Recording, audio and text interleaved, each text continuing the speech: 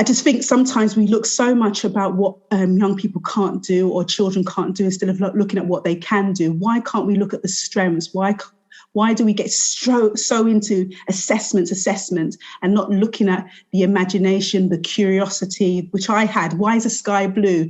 I was questioning, I was doing that philosophy questioning, but I wasn't having those kind of conversations, nor was I having those with my peers.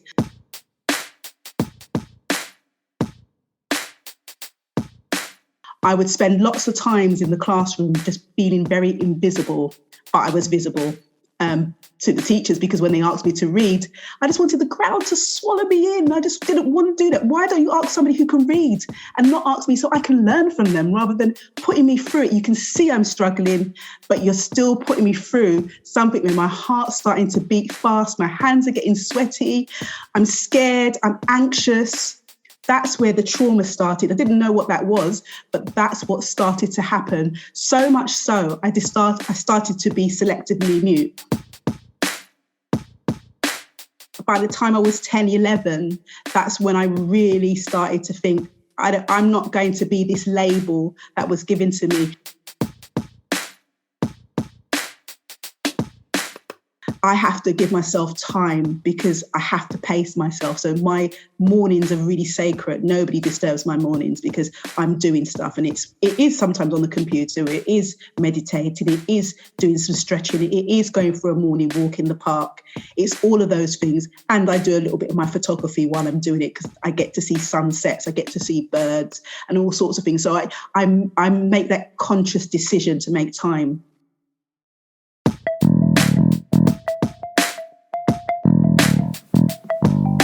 Hello and welcome to the Qualified Tutor Podcast, the podcast that brings you the latest in the world of tutoring, edtech and education, and hopefully inspires in you the big change that each and every one of us is capable of. Qualified Tutor is an industry-leading tutor training organisation and online tutoring community for thousands of tutors around the world. This podcast is the voice of this community, where we aim to hear from tutors, teachers, entrepreneurs, coaches, business experts, students, tutorpreneurs, and more from the world of tutoring about what inspires them every day, how they can help tutors like you, and what they've learnt about tutoring along the way. The question is, what will you learn today?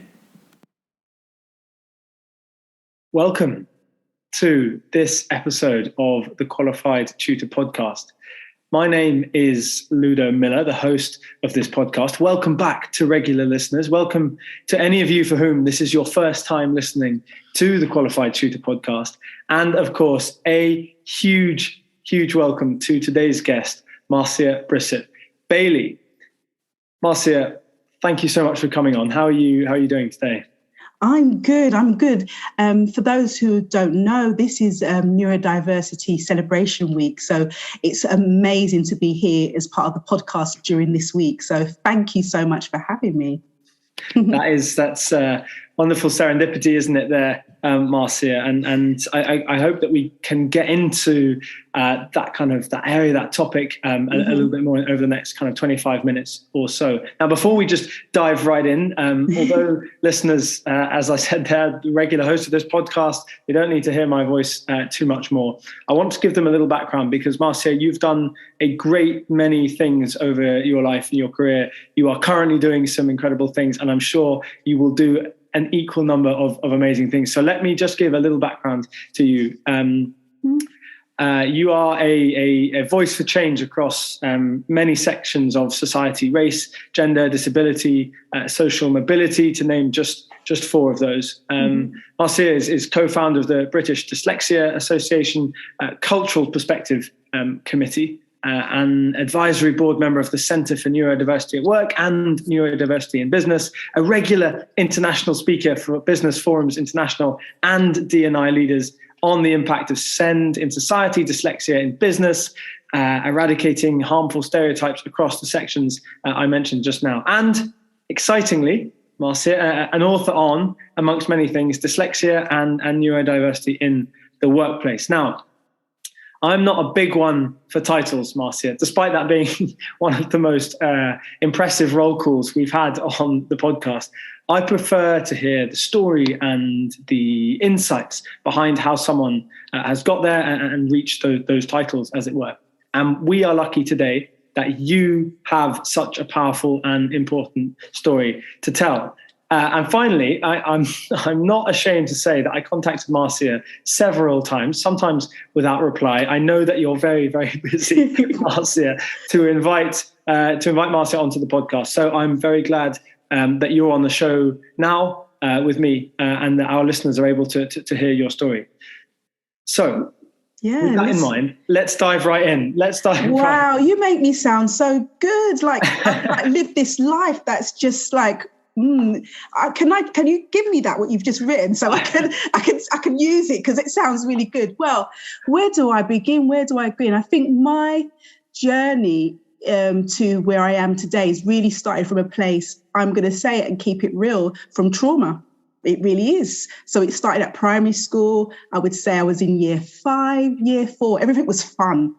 Everything was great, primary school, because you had infants when I was going into school. So the infants was all about play, imagination. Nothing was stressing me, anything creative. But it's when I went to year 4, 5, it was more about rote learning and standardized testing to test where you are and where your abilities are. Well, that didn't feel good at all. And that made me feel quite closed and felt like I didn't belong, because as much as I loved school, and school was great right up to that stage, it started to feel not so great. And I didn't feel that school loved me, even though I loved school. So school was, I was finding this is a place we're told we have to go by law from the age of 5. You need to go to school unless you're homeschooled or whatever else parents do to, educate their children, whatever the options are. But for me, it didn't feel quite right. And it was like becoming a mismatch. I started to feel like a bit of an alien. So I would spend lots of times in the classroom just feeling very invisible, but I was visible. To the teachers, because when they asked me to read, I just wanted the crowd to swallow me in. I just didn't want to do that. Why don't you ask somebody who can read and not ask me so I can learn from them, rather than putting me through it? You can see I'm struggling, but you're still putting me through something where my heart's starting to beat fast. My hands are getting sweaty. I'm scared. I'm anxious. That's where the trauma started. I didn't know what that was, but that's what started to happen. So much so, I started to be selectively mute. I thought, if I didn't speak, this is my clever idea, if I didn't speak, I would be invisible, and then they wouldn't ask me to read. The teachers wouldn't ask me to read. But that's not what happened. It continued to the point that my mum went to those days, you could go to the headmaster, go through the school. There was no reception, as it were, to sort of stop you and say, have you got a meeting? You can go straight to the headmaster's door, which my mum did, and knocked on the door. And it was just almost like I felt the drums were coming. My mum was there. Oh my gosh, when your mum or your parents coming or your carer is coming to school, it's quite serious. Like, it wasn't like, hello, let's have a cup of tea.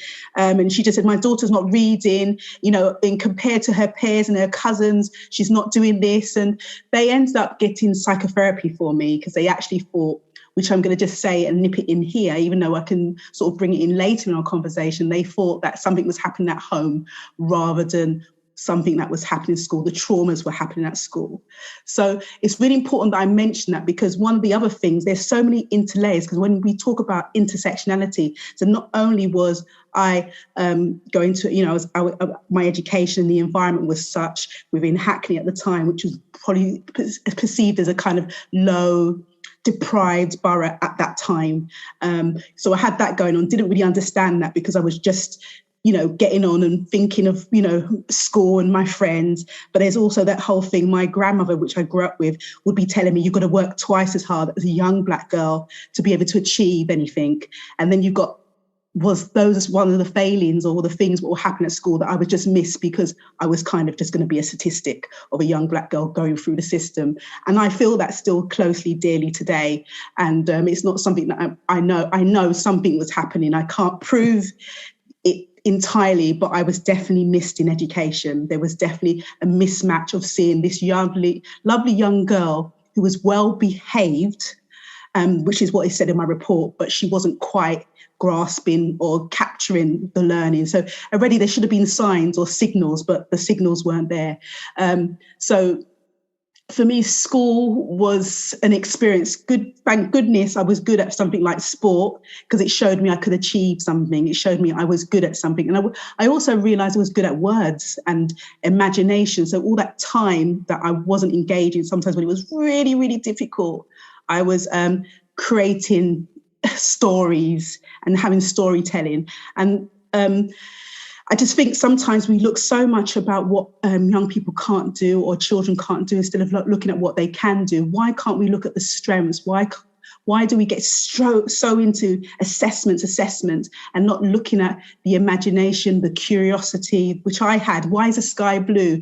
I was questioning, I was doing that philosophy questioning, but I wasn't having those kind of conversations, nor was I having those with my peers. I didn't really have great friendships, but it was because I was just feeling misunderstood. So that's given you a kind of a little bit of an insight of how primary school was, and how I just felt that I didn't belong. And we talk about it now with EDI, that kind of inclusion, diversity, equity, and that sense of belonging. Already, I was picking that up from primary school, didn't know those words, but I knew that I didn't feel like I quite belong. And there was an intersectionality around my culture, people maybe misunderstanding about me and my identity.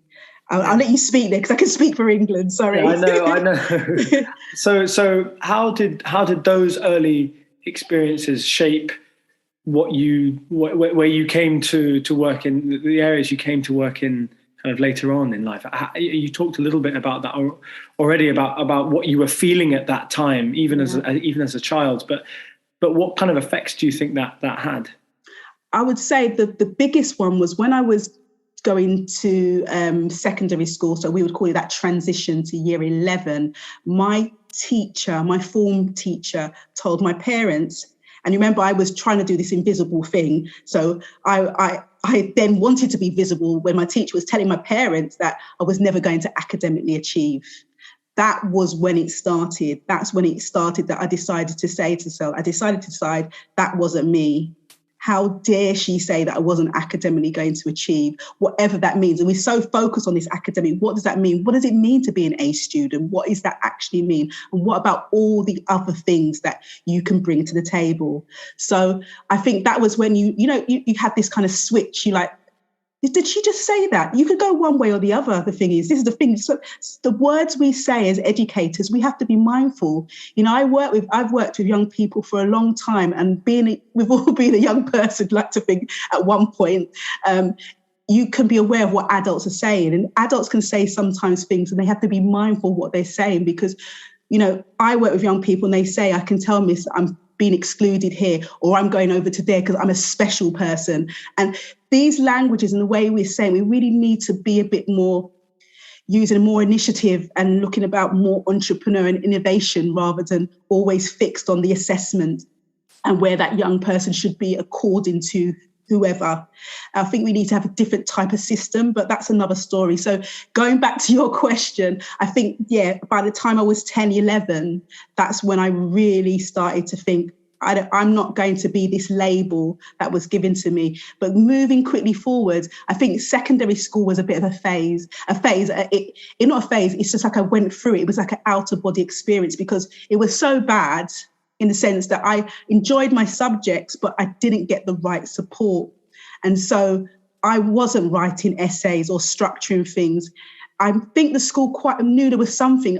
And I do remember having some ladies supporting me. But for example, I was in a maths class and I would sit on a table by myself and my teacher would give me, I'm really good with like detecting shapes and puzzles and stuff like that. I'm really good at, that motivates me. I'm really stimulated by things like that, but I'm actually really good at them. So my teacher literally for the whole of my maths lessons, as far as I can remember and recall. And sometimes we, as young people, there may be things happening, but you don't really remember. You only remember the things that you can remember. But literally, I do remember just sitting on a table by myself doing shapes. And I had a book which I took home. I was so proud of it. It was like wooden cubes, and you can fix it almost like a Rubik's Cube, but it was in wood. So it was different shapes. I had to show in 3D how I could create these shapes. But that was my maths lesson for 2 years. Amazing. It's amazing, and that was great. But what was I learning to pass the subject? So do you see what I mean? So there was a lot of failures. I came out with the one GCSE in a B. So if you say A to B, I got one GCSE. I passed my GCSEs, but A to B, I got one, and it was a B in drama. And if I was able to, or I was taught to structure an essay and formulate it in the way that I know how to formulate an essay, from the, the introduction and the supporting sentences and all of those kind of lovely things that you need to do to construct an essay, I would have definitely got an A star if there was one then. But do you see, the system had already failed me. Yeah. So how do we ensure that talented children with those kind of skills that aren't seen because of the system we force them into, how can we ensure that they don't miss out on the opportunities afforded to those other children? I think we're hearing things by Hancock on government initiatives about we're going to do screenings for dyslexia, from the beginning. These things are great, but we need to look at the structures of our school and how we support our teachers and the kind of training they have from the beginning. There's all of those kind of things. And I can't solve I only can know my experience. My lived experience is my experience, and I can't speak for everybody. Some people go to private school, they might have different kind of ways of getting access to the right support, but there's definitely something about funding and support. But if we can keep talking about it, keep pushing it, keep making it aware, that's some of the things that I'm trying to do to make change, and also to empower parents and young people to find their voice, to talk and advocate for themselves, to make change, as well as challenge the system, because there is something about the Equality Act. There is something about, not discriminate somebody and making reasonable adjustments. So that's the way that I'm going in to help others to be educated about and be informed about, I don't want to say their rights, but the adjustments, because it's not about us being not able to, it's about the environment, right? So it's how do we make those environments accessible to support all different types of learners. We're not all the same. We're not one glove fits all kind of thing. It's never been like that, but we've obviously had systematic systems that are made to be like barriers now that we now need to look at differently if we're going to have true inclusivity. Do you see what I mean? We need to be be open that the way we're learning can't be just one way. We talk about multi-sensory learning, we talk about all these things, but how are they really based in the classroom? How are some of those young people who are not quite you're testing me on my memory, but that's one of my weakest things. But if you gave me an assignment and I had to talk it, as you can hear me today, I'm going to nail that assignment, because talking is one of my strengths. It's become my strength because the weakness is writing an essay in the way that, so there's something not quite right, because you have to construct an essay in a way that doesn't work for me, and especially it's testing my memory. It doesn't work.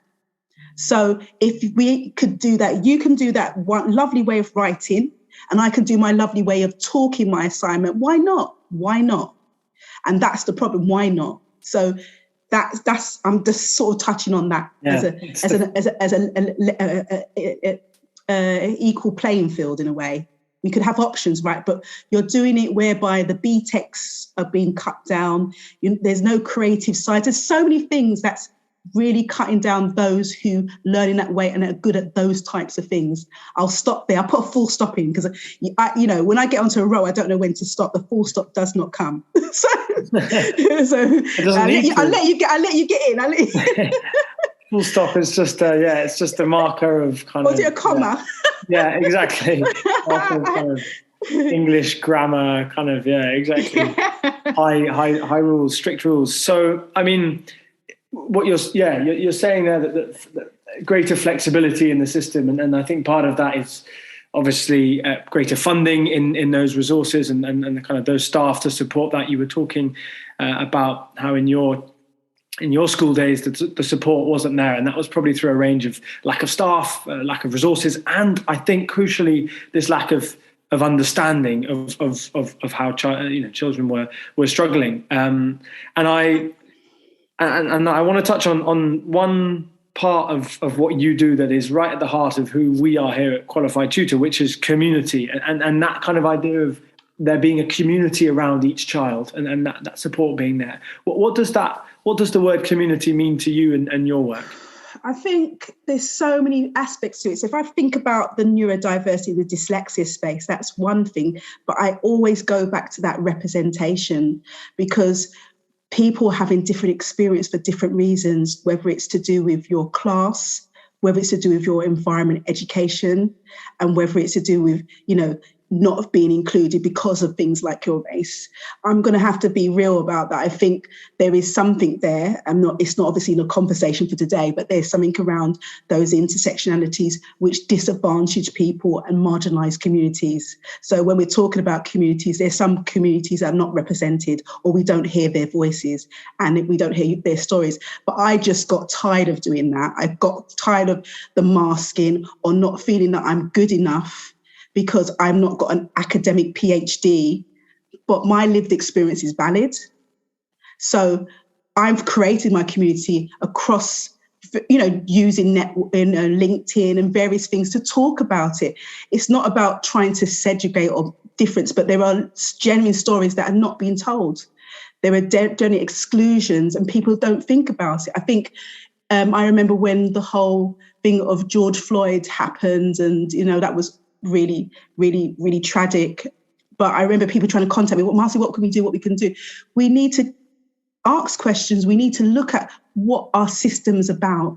And that's how we can start. But people see things happening, but don't say. We've got to stop seeing things happen and not saying. So there's lots of things that are happening.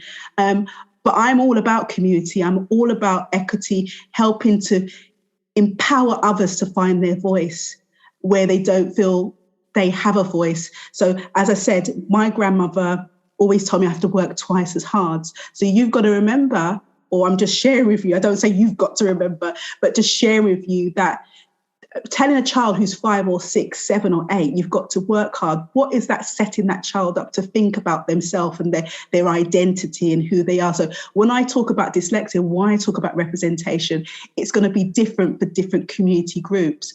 We do share something common.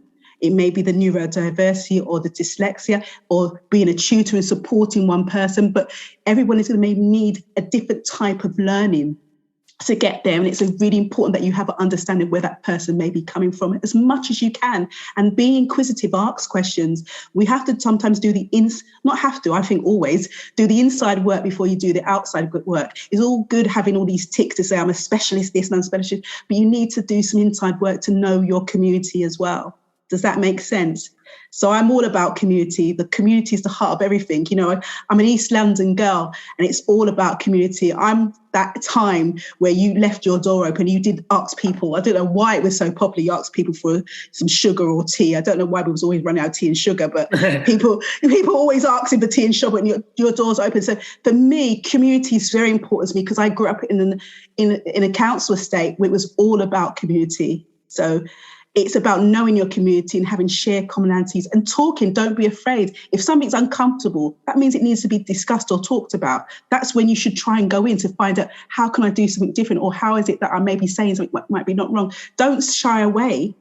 Try, and if you build up the courage to go for it, don't get me wrong. I've been shy away, but I've been shy away because I've always felt different. So it's a difference. As a young black girl, I'm thinking, oh no, what do I have to say? Because I've been learned that I need to just keep quiet. But where's that come from? So community is so important to me. I hope I've covered community because the neurodiverse comes out and I go all off and then I'm trying to bring it back so you can get a picture of what I mean. So I think we've got a wonderful representation of how that ties into what you do. I think that word means something different to everyone really, but finding community is a common idea, whatever that means to you. And you're touching on something there that we can't skip over, I don't think, in this conversation. And even though I said before this conversation that I wouldn't try and bring everything back to tutoring, I can't help myself. Yeah. How can tutors and educators be involved in that conversation that you were mentioning earlier about making sure that we give students a voice? How can tutors and educators, your career, in your past, you've been a careers advisor, you're still very much a mentor to adults and children. How can tutors and educators be part of that conversation?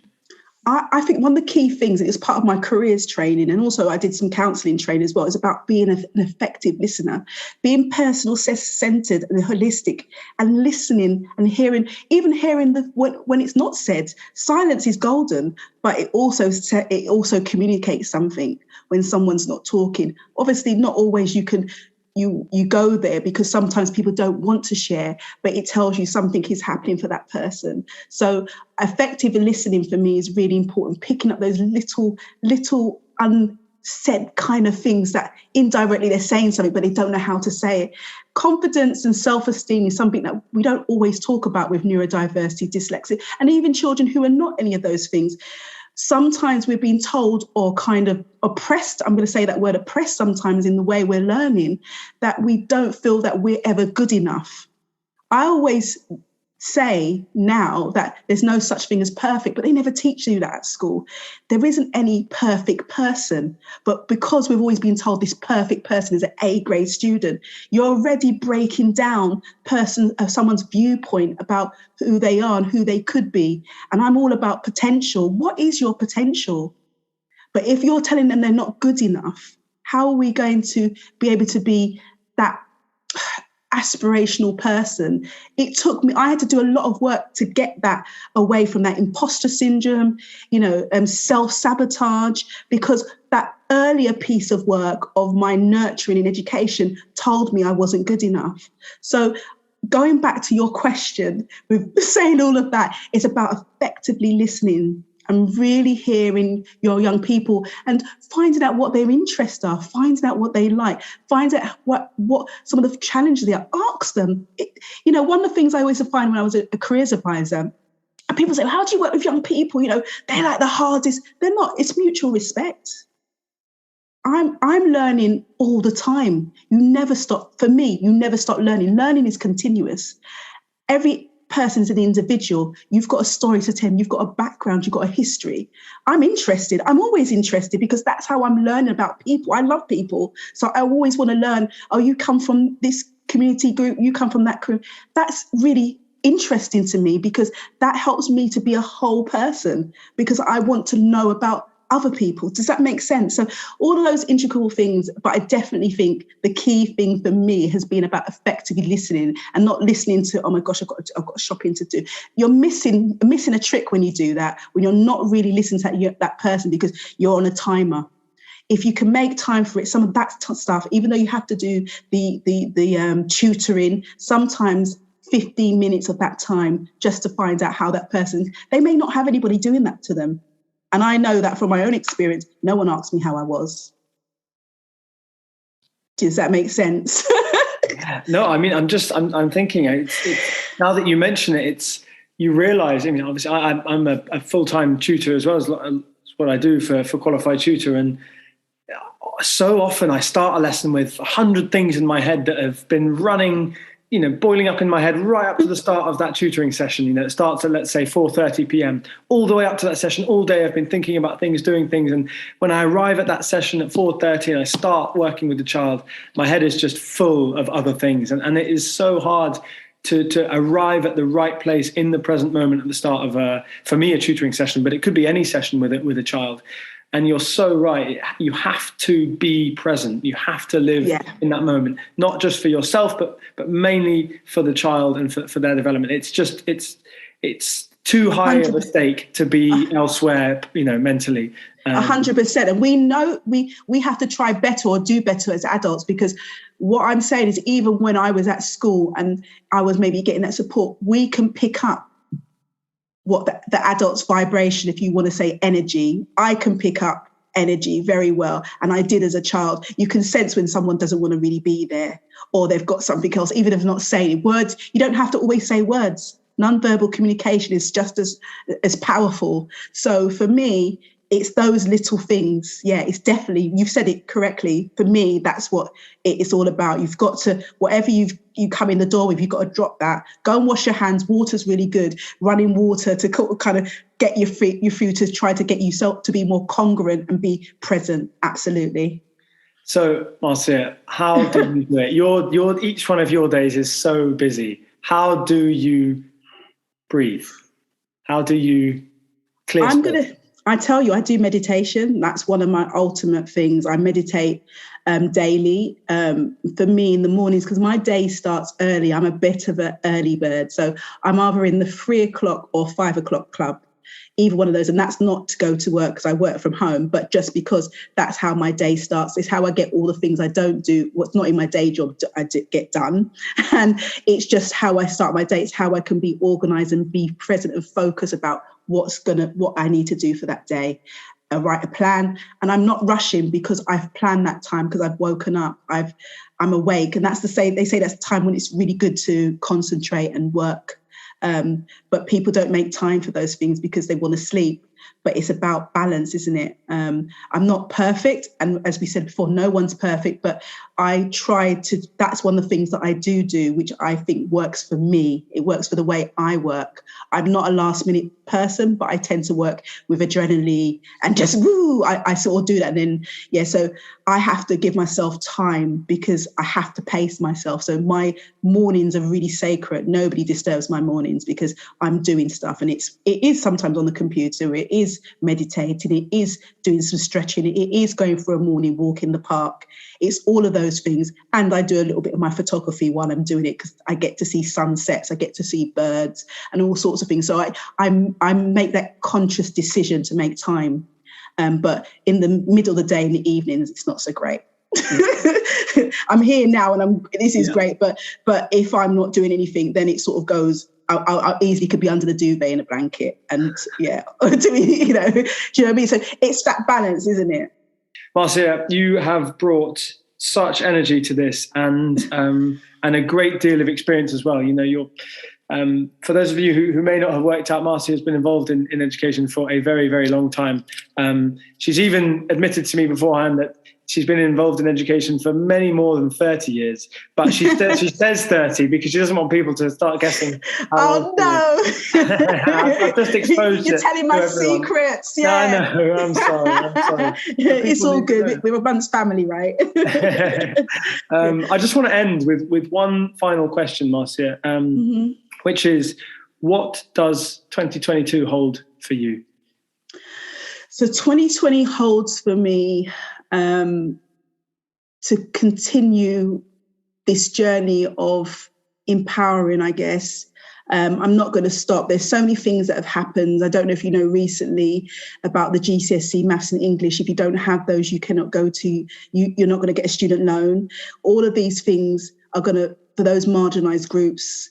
I didn't pass my GCSEs first time round. Second time round, I even got a grade B in English literature because I had a passion and was good at it. What I'm saying, sometimes some learners take a little bit longer. So if you're going to penalise them and you're going to penalise them on courses that, that's something. So my work's not going to stop because those things, now my voice is there and I feel like I can use this space to do it. That's, and I'm also writing a book. I'm in the middle of finishing the book, actually. And so I hope my book's out by the end of the year. And that's about dyslexia and being Black. And why I say being Black, I just think the representation is missing. It's more about elite people within the industry who are neurodivergent. And I just feel we need to change that narrative a little bit. And we need to see people who feel that they can identify and people who look like them. I never had role models. I never knew anybody who was dyslexic who was Black for a very long time. And those things, role models are very important, or seeing people who look like you. So representation, as very early, you talked about that, is very important to me because we have a diverse community, but let it be diverse. It can't be just one way because then people don't feel like they're included or belong. So that's something I want to sort of continue to focus on. I'll say that's it, but I'm sure there's lots of things around speaking. I'd love to go into education a little bit more, and I'm doing a bit more talks around in education HE because that's another area I'd love people to find their voice. Another time have me back and I will talk about higher education and my experience and not feeling again, education and higher education is great. It's been great, but it's also been some places where I've not felt too great neither. And the support mechanisms around that, but let's leave that for another time. So getting more into education, talking and getting a little bit more militant with it in terms of just saying it as it is. Just, I'm not going to mask anymore. I've done too much mask in my life, and it's not fair. And it's not fair for the next generation. I don't want them to go through it either. We can't do that again. So I'm doing my best as much as I can in my little, capacity to make change. And I'm so happy that you've invited me today. I've really enjoyed today's interview. You made it feel so blast. I could speak forever, but I know we've got to come to an end. So thank you so much. Gratitude always on that. Thank you. We do, unfortunately, Marcia. And it was actually one of the more stressful parts of my week last week, was trying to decide what to talk about, to boil everything that you do down into 35 minutes.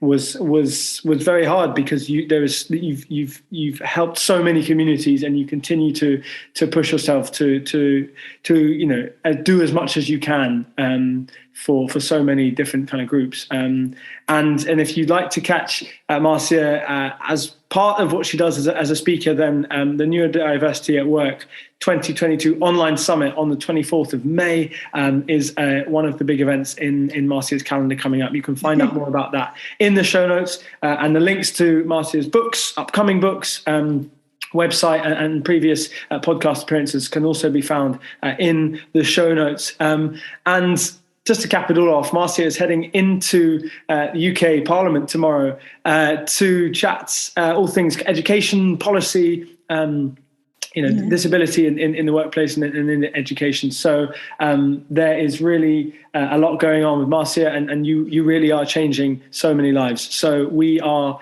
very, very grateful that you found the time to join us on the Qualified Tutor podcast. And we will be getting you back on. You know what, Marcia, you're one of the first guests to say you should get me back on, and I really rate that confidence, because you deserve as much exposure to the wider education sector as possible. So thank you so much. Thank you so much as well. Thank you. So kind. You've said so many nice words about me. I'm like, is that me? Self-toughness. I'm like, no, that's not me. But thank you so much. I definitely will come back. I definitely will. So you're going to have me back. I'm putting it out there into the universe. Yeah. Well, you listeners, that's the benefit of you get from listening today, is knowing that there'll be another appearance from Marcia very soon. So cannot wait to speak to you all next time, where we'll be getting Susanna Hardiman, the CEO of Action Tutoring, onto the podcast, and we'll be speaking to her a bit about Action Tutoring's 10-year anniversary and all they're doing to celebrate that. So that's what we got to look forward to next week. But drag the cursor back, listen back to other parts of this conversation. There was so much in there, and do have a look at further resources involving Marcia and her work in the show notes. But for today, that's all for us. A big love to our audience, a huge, huge thank you to you, Marcia, and we'll see you all next time.